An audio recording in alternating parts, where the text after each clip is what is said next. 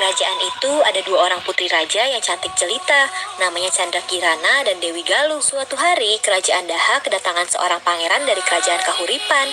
Pangeran itu bernama Raden Inu Kertapati. Maksud kedatangan saya kemari ingin melamar putri raja Candrakirana. Senang hati putri Candrakirana menerima lamaran itu. Apa? Bagaimana mungkin Candrakirana yang dilamar? Padahal kan aku yang menyukai Raden Inu Kertapati. Dan Candrakirana bisa-bisanya gadis itu menerimanya. Seharusnya kan lamaran itu untukku. Lihat saja Candrakirana, aku akan memikirkanmu. Seharusnya kan lamaran itu untukku. Lihat saja Candrakirana, aku akan memikirkanmu. Putri Dewi Galuh yang iri hati akhirnya pergi menemui seorang penyihir. Aku tahu maksud kedatanganmu. Pasti kau ingin menyingkirkan saudaramu Candrakirana, kan? Betul. Kau ubah dia menjadi sesuatu yang menjijikan. Penyihir itu menemui Candrakirana dan mengubahnya menjadi keong emas. Kutukanmu hanya akan hilang jika kamu bertemu dengan tunanganmu. Penyihir pun melempar keong emas ke sungai. Suatu hari ada seorang nenek yang sedang mencari ikan di sungai. Sudah jam segini, belum juga dapat satu ikan pun. Bagaimana ya? Wah, apa itu? Keong emas. Indah sekali. Candrakirana pun menjelaskan semuanya dan tak lama ia kembali menjadi keong emas. Sementara itu, Pangeran Raden Inu Kertapati masih mencari Candrakirana. Mana sebenarnya kau Candrakirana? Bagaimana mungkin kau tiba-tiba menghilang? Pangeran itu. Bisa-bisanya dia masih mencari Candrakirana. Aku harus lakukan sesuatu. Si penyihir pun menyamar jadi burung gagak yang bisa berbicara. Hei pangeran, aku tahu. Kau mencari Putri Candrakirana kan? Pergilah ke jalan itu. Sang pangeran percaya padahal itu adalah jalan yang salah. Yang aku beritahu itu jalan yang salah. Ternyata mudah sekali menipu pangeran. Raden Inu Kertapati pun tersesat. Di perjalanan ia bertemu dengan seorang kakek tua. Oh, beri aku makanan. Aku lapar. Oh, beri aku makanan.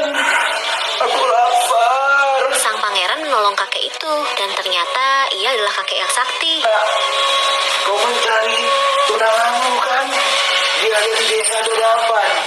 Segera cari dia. Pangeran pun mengikuti petunjuk dari kakek itu. Lalu ia menemukan sebuah rumah. Aku haus sekali. Permisi Nek, apakah aku boleh meminta air? Tentu saja boleh, anak muda. Candrakirana, ambilkan air, Cu. Pangeran? Candrakirana? Kutukan Candrakirana pun akhirnya hilang. Mereka kembali ke istana. Mendengar itu, Dewi Galuh takut mendapat hukuman. Ia akhirnya melarikan diri. Putri Candrakirana dan Pangeran Raden Inu Kertapati pun menikah dan hidup bahagia. Pada zaman dahulu kala, hiduplah seorang raja yang dikenal bernama Raja Api. Sang raja memelihara seekor burung gagak buta yang setia, jujur, dan bisa berbicara. Saat itu, permaisuri raja sedang hamil besar, tapi tentu saja ia belum tahu bayi yang dikandungnya itu laki-laki atau perempuan. Permaisuriku tercinta, besok aku akan pergi keluar kota. Tapi sebelum pergi, ada 3 hal yang ingin kuminta darimu. Apa kau bersedia melakukannya? Tentu saja, Kanda. Katakan saja apa yang harus kulakukan. Baiklah, dengarkan baik-baik. Pertama, jaga dirimu, jangan pergi kemana-mana. Kedua, tolong jangan lupa beri makan burung gagak kesayanganku itu. Ketiga, nanti jika kau melahirkan anak laki-laki, segera kabarkan padaku. Tapi jika anak perempuan, bunuh dia. Aku tak ingin anak perempuan. Nanti jika kau melahirkan anak laki-laki, segera kabarkan padaku. Tapi jika anak perempuan, bunuh dia.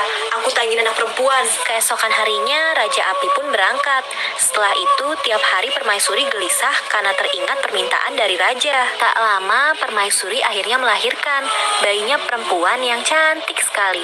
Bayi itu diberi nama Sulita. Permaisuri pun sadar dan ingat akan pesan dari Raja Api. Di satu sisi, permaisuri tidak mungkin membantah perintah raja, tapi ia juga tak mungkin tega membunuh bayi perempuannya, darah dagingnya sendiri. Mana mungkin ibu tega membunuhmu, nak? Dayang Santi, coba kemari. Apa yang bisa kulakukan, Permaisuri? Permaisuri akhirnya meminta tolong Dayang Santi untuk merawat bayinya. Ia pun berpesan pada orang-orang di istana agar merahasiakan hal ini. Permaisuri akhirnya meminta tolong Dayang Santi untuk merawat bayinya. Ia pun berpesan pada orang-orang di istana agar merahasiakan hal ini. Tibalah hari kepulangan sang raja. Setibanya, ia langsung menemui Permaisuri. Permaisuriku, apa kau baik-baik saja? Aku baik-baik saja, Kanda. Tapi aku melahirkan bayi perempuan. Dan sesuai pesan Kanda, bayinya sudah kubunuh dan kubuang membuang ke sungai. Bagus, aku memang tidak ingin melihat anak perempuan. Oh iya, aku membawa daging rusa. Ayo kita santap bersama. Saat Raja Api dan Permaisuri hendak makan, tiba-tiba bayi perempuan itu disembunyikan. Apa maksudnya ini, Permaisuri? Apa kau benar-benar sudah membunuh bayi perempuan itu? Percayalah, Kanda, bayi itu sudah tidak ada. Tolong percaya padaku. Apa maksudnya ini, Permaisuri? Apa kau benar-benar sudah membunuh bayi perempuan itu? Percayalah, Kanda, bayi itu sudah tidak ada. Tolong percaya padaku. Burung gagak itu memang tak mungkin bohong, tapi karena kau permaisuriku, baiklah aku akan mempercayaimu. Tak terasa 15 tahun pun berlalu. Putri Sulita yang dirawat oleh Dayang Santi tumbuh menjadi gadis cantik, baik dan pintar. Bahkan ia mempunyai kemampuan untuk mengobati berbagai penyakit. Suatu hari sang raja sakit keras. Penyakitnya sangat parah sampai-sampai semua tabib dan dukun di negeri itu tidak sanggup mengobatinya. Sulita, kau sudah dengarkan? Raja sakit keras. Apa kau mau mencoba menyembuhkannya? Kabarnya akan ada hadiah besar bagi siapapun yang menyembuhkan raja. Baiklah, akan kucoba. Sebetulnya bukan hadiah yang kuinginkan. Aku hanya berharap raja sembuh dan bisa memimpin kerajaan kembali. Sulita, kau sudah dengarkan? Raja sakit keras. Apa kau mau mencoba menyembuhkannya? Kabarnya akan ada hadiah besar bagi siapapun yang menyembuhkan raja. Baiklah, akan kucoba. Sebetulnya bukan hadiah yang kuinginkan. Aku hanya berharap raja sembuh dan bisa memimpin kerajaan kembali. Sulita, kau memang anak yang baik, nak. Putri Sulita pun mendatangi kerajaan untuk mencoba menyembuhkan Raja Api. Dan benar, tak lama raja pun langsung sembuh dan segar kembali. Terima kasih atas pertolonganmu. Siapa namamu, nak? Namaku Sulita, Raja. Sulita, ketahuilah selama ini aku tak suka anak perempuan. Tapi karena kau telah menyelamatkanku, kau akan kuangkat jadi anakku. Kelak kaulah yang akan mewarisi kerajaan ini. Mendengar itu, Permaisuri terkejut sekaligus senang karena ia tahu kalau Sulita adalah putri kandungnya yang ia titipkan pada Dayang Santi. Sulita pun kembali ke istana dan hidup bahagia. Dahulu kala di kaki sebuah gunung di daerah Bengkulu, hiduplah seorang wanita tua yang miskin bersama dengan 3 orang anaknya. Suatu hari sang ibu sakit keras. Mereka pun menemui orang pintar di daerah itu. Penyakit ibu ini hanya bisa disembuhkan dengan obat-obatan khusus, yaitu daun-daun hutan yang dimasak dengan bara gaib dari puncak gunung. Bara gaib dari puncak gunung? Bukannya di sana ada ular daung? Iya, katanya ular itu akan memangsa siapapun yang datang ke sana. Iya, aku nggak mau ke sana. Aku juga nggak mau, takut. Baiklah, Kak, biar aku yang ke sana. Apapun akan aku lakukan demi kesembuhan ibu. Jangan, nak, berbahaya. Tak apa, Bu. Mohon doa restunya ya. Doakan aku selamat. Si bungsu pun berangkat. Ia mendaki gunung untuk mencari bara gaib itu. Dan benar, ia bertemu dengan sosok ular daung. Hei, apa yang kau lakukan di sini? Maksud kedatanganku adalah untuk meminta bara gaib. Aku membutuhkannya untuk obat. Ibuku sedang sakit. Si bungsu pun berangkat. Ia mendaki gunung untuk mencari bara gaib itu. Dan benar, ia bertemu dengan sosok ular daung. Hei, apa yang kau lakukan di sini? Maksud kedatanganku adalah untuk meminta bara gaib. Aku membutuhkannya untuk obat. Ibuku sedang sakit. Baiklah, akan aku berikan. Tapi nanti kau harus jadi istriku. Bagaimana? Baiklah, aku berjanji. Apapun akan aku lakukan demi kesembuhan ibuku. Ramuan untuk kesembuhan ibunya pun sudah ia dapat. Ternyata benar. Ibunya langsung sembuh setelah meminum ramuan itu. Anakku, terima kasih. Ibu sekarang sudah sembuh, nak. Syukurlah. Bu, tapi ada satu hal yang harus aku katakan. Aku berjanji untuk kembali ke gunung dan menjadi istri ular daung. Apa? Nak, jangan, nak. Anakku, terima kasih. Ibu sekarang sudah sembuh, nak. Syukurlah. Bu, tapi ada satu hal yang harus aku katakan. Aku berjanji untuk kembali ke gunung dan menjadi istri ular daung. Apa? Nak, jangan, nak. Aku sudah berjanji, Bu. Doakan aku selamat ya. Sepertinya ular daung tidak sejahat yang dikatakan orang-orang. Keesokan harinya, si bungsu kembali menemui ular daung. Tapi ia kaget. Sosok yang ditemuinya bukan ular yang menyeramkan, tapi seorang pria tampan. Siapa kau? Perkenalkan, sebetulnya aku adalah Pangeran Abdurrahman Alamsyah. Pamanku telah berusaha merebut kekuasaanku. Makanya aku dikutuk menjadi ular daung. Aku hanya bisa menunjukkan wujud asliku di malam hari. Sementara itu di rumah, apa benar si bungsu menikah dengan ular daung? Aku masih tidak percaya sih, Kak. Bagaimana kalau kita periksa? Apa benar si bungsu menikah dengan ular daung? Aku masih tidak percaya sih, Kak. Bagaimana kalau kita periksa? Si sulung dan si tengah pun berangkat ke gunung untuk mengecek adiknya. Mereka tiba saat malam hari dan mereka pun kaget melihat si bungsu bukan bersama dengan ular, tapi bersama pria tampan. Hah? Bukannya itu si bungsu? Ternyata ular daung adalah jelmaan pria tampan. Curang sekali. Kalau tahu ular daung itu pria tampan, aku juga mau menikahinya. Wah, lihat. Bukannya itu kulit ular daung. Kita bakar saja. Si bungsu pasti kena marah dan diusir. Kedua kakaknya yang iri itu membakar kulit ular daung. Si bungsu sangat kaget begitu mengetahui kulit ular daung sudah terbakar. Ada apa? Apa yang terjadi? Ada yang membakar kulit ularnya. Sungguh, syukurlah. Bungsu, ketahuilah kutukanku ini akan hilang jika ada orang yang sukarela membakar kulit ularku. Karena sekarang kutukannya sudah hilang, kita bisa pulang ke istana. Ternyata kutukannya malah hilang. Mereka pun pulang ke istana dan hidup bahagia. Alkisah di suatu desa di Jawa Tengah, hiduplah seorang pemuda bernama Jakataru. Ia gemar berburu dan menjelajah hutan. Aku lelah dan haus sekali. Sepertinya di situ ada sungai. Jakatarup sangat heran karena ia melihat tujuan wanita cantik sedang mandi di sungai itu. Ia pun sadar kalau itu adalah bidadari. Jakatarup tahu kalau bidadari membutuhkan selendang untuk bisa kembali ke kayangan. Karena itu, ia mencuri salah satu selendang milik bidadari itu. Nawang Wulan, kamu kenapa? Ayo kita kembali ke kayangan. Selendangku tidak ada, Kak. Loh, kok bisa? Kita harus segera kembali. Maaf, Nawang Wulan, tapi sepertinya kami harus meninggalkanmu. Keenam bidadari lainnya pulang ke kayangan dan meninggalkan Nawang Wulan. Di mana ya selendangku? Bagaimana ini? Hai gadis cantik, mengapa kau menangis? Namaku Nawang Wulan. Aku kehilangan selendangku. Tolong bantu aku temukan selendangku. Baiklah, nanti akan kubantu. Untuk sementara kau bisa tinggal di rumahku. Tak lama, Nawang Wulan dan Jakatarup menikah. Mereka mempunyai seorang bayi perempuan yang diberi nama Nawangsi. Nawang Wulan dan Jakatarup menikah. Mereka mempunyai seorang bayi perempuan yang diberi nama Nawangsi. Aneh, kenapa beras di rumah ini tidak pernah berkurang ya? Padahal tiap hari Nawang Wulan selalu masak nasi. Suamiku, aku mau pergi dulu mencuci di sungai. Tapi aku sedang masak nasi. Tolong kau ingat, jangan sekali-kali kau buka tutup pancinya ya. Jakatarup yang penasaran membuka tutupnya.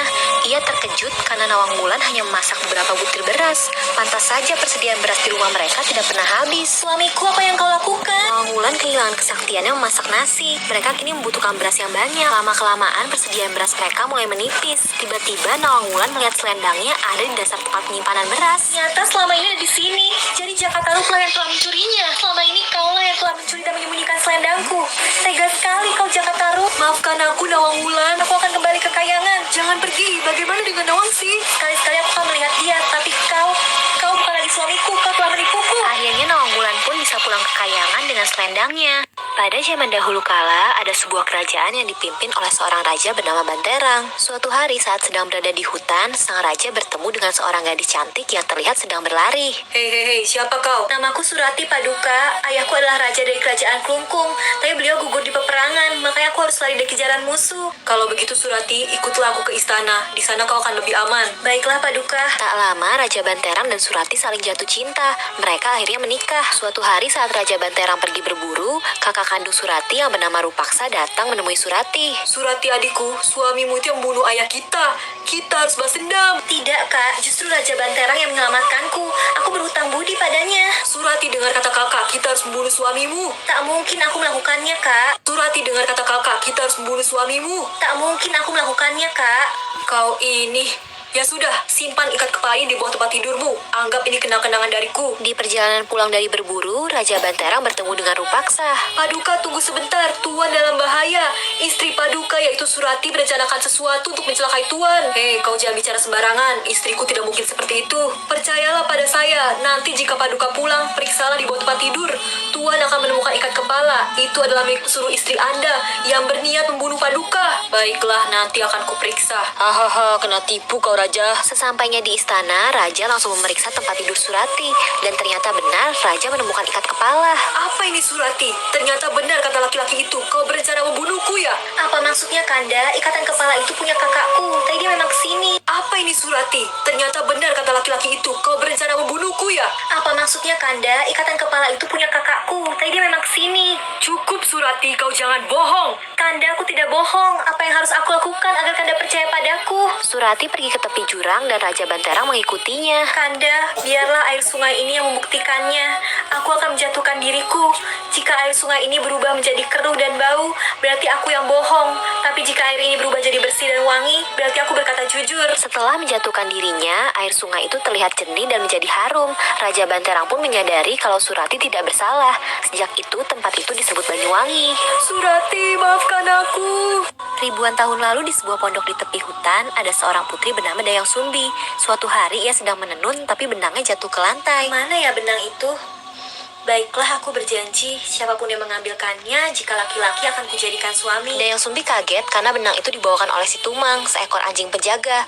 Tapi Tumang sebetulnya bukan anjing biasa, dia adalah jelmaan dewa. Dayang Sumbi menepati janjinya, ia menikahi Tumang dan mereka mempunyai anak yang diberi nama Sangkuriang. Tiap hari Sangkuriang selalu bermain dengan Tumang, tapi ia tidak tahu kalau Tumang itu ayahnya. Nak, kamu mau berburu ya? Bisa bawakan ibu hati rusa. Gampang, ayo Tumang kita berburu. Tumang, hari ini kamu kenapa sih? Bantu tangkap buruannya dong. Pokoknya kalau nggak dapat apa-apa, kamu yang akan aku serahkan pada ibu. Karena kesal, Sangkuriang membunuh Tumang yang padahal adalah ayahnya. Nak, mana hasil buruannya? Ini, Bu. Wah, ini ibu masak ya. Enak sekali ya. Oh ya, Tumang kemana ya? Kok ibu belum lihat? Sangkuriang pun menceritakan semuanya. Nak, apa yang kamu lakukan? Tumang itu ayahmu. Nak, apa yang kamu lakukan? Tumang itu ayahmu. Dayang Sumbi memukul kepala Sangkuriang hingga terluka. Sangkuriang lari meninggalkan rumahnya dan Dayang Sumbi pergi untuk bertapa. Dari hasil pertapaannya, Dayang Sumbi mendapat karunia awet muda dan ia tidak bisa menua. Setelah bertahun-tahun, Sangkuriang tumbuh menjadi lelaki tampan yang sakti. Suatu hari ia tidak sengaja bertemu dengan Dayang Sumbi lalu mereka saling jatuh cinta. Cantik sekali. Wahai wanita cantik, menikahlah denganku. Baiklah. Suatu hari Sangkuriang membuka ikatan kepalanya dan Dayang Sumbi pun melihat bekas luka di kepala Sangkuriang. Ia baru sadar kalau itu anaknya. Ternyata dia anakku Sangkuriang. Bagaimana ini? Baiklah, aku akan menikah denganmu, tapi kau harus buatkan aku danau dan perahu dalam 1 malam. Dayang Sumbi mengira persyaratan yang sulit itu tidak akan terpenuhi, tapi ternyata Sangkuriang yang sakti dibantu para makhluk halus. Danau dan perahunya sudah hampir jadi. Tuhan, bantu aku tidak mungkin menikahi anakku sendiri. Doa Dayang Sumbi didengar dan pagi pun datang lebih cepat. Sangkuriang gagal menyelesaikan pekerjaannya. Bagaimana mungkin hari sudah pagi? Pasti ada kecurangan, kurang ajar. Sangkuriang yang marah menendang perahu itu. Secara ajaib, perahunya yang jatuh terbalik berubah menjadi gunung tangkuban perahu.